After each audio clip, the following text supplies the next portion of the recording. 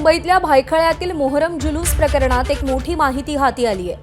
फैयाज प्रेमजीनं शिया खोजा समाजाची निवडणूक लढवली होती, त्यात त्याचा पराभव झाल्यामुळे तो समाजावर नाराज होता अशी माहिती समोर येते। उंदीर मारण्याचं झिंक फॉस्फाइड हे रसायन त्याने इंदूरहून ऑनलाईन मागवल्याचं उघड झालंय। 15,000 रुपयांचं तब्बल 40 किलो झिंक फॉस्फाइड मागवण्यात आलं होतं आणि त्याशिवाय त्यानं 30,000 रुपयांच्या रिकाम्या कॅप्सूल्सही इंदूरवरूनच मागवल्या होत्या। पोलीस सध्या सप्लाय चेनचा मागोवा घेत आहेत।